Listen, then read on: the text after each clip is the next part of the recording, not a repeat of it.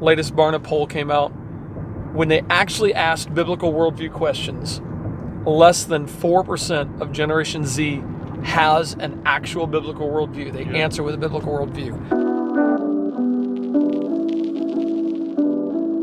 How in the world do we reach this next generation? So Yeah, because I just spoke with George Barna and he gave a whole lecture about this. are you for real? Yeah, at the Creation Museum. He spoke right before me. What? Yeah, he opened for me.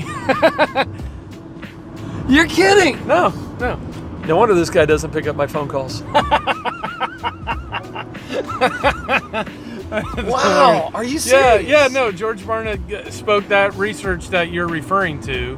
He spoke about, I have his whole presentation too. I am going to get a copy of that. Yeah. I think I can, he said... So does he only present, here's where it's at, or does he actually give some conclusions to it? Well, conclusions and solutions. How do we fix this? I mean, he sees this as a problem, I'm sure. How do we fix this problem? One of the big things he said, and I could not agree with this more, I've been saying it for a long time, I liked how concisely he said it, is you get what you measure. And so in churches, how do we measure the health of a church? We measure the health of a church. Primary measurement of the health of the church in almost anywhere is the size. Yep. How big is it? Show me that anywhere in the Bible. Like how big, like where the Bible says, if your church is healthy, it will be large. In fact, Jesus said, oh, thank you, yeah. Jesus said going through a school zone. So it's time for education. It's time to learn. Jesus said that the way was narrow. Like, almost like the health of the church should be by how small it is, not by how large it is. But anyways, we measure it by the size of the church, by the amount of money coming in offerings, by the number of buildings and the staff. And he's like, what you get from that are people coming to the church. What you get from that are offerings. And what you get from that are things working towards making sure people attend and making sure people give.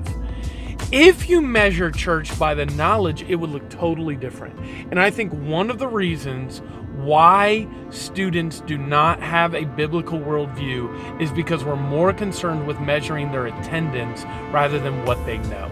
How many youth pastors do you know? And I think if you're a parent, you should do this today or sometime in the near future, is send an email or directly ask your youth pastor, what are the 5 primary knowledge objectives for my child in your youth group? What do you want them to know? Or what are the 10 primary knowledge objectives?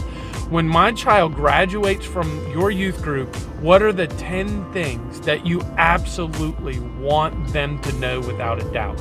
And the honest answer is, the reason why I say email is most youth pastors will not have an answer to that if you ask them on the spot. They'll have to make something up, because they've never thought through it, because they're measuring the attendance, they're not measuring the knowledge. And when you start measuring knowledge, it's you. So that was one of the things he offered. I added a little bit to it, but that's one of the things he said.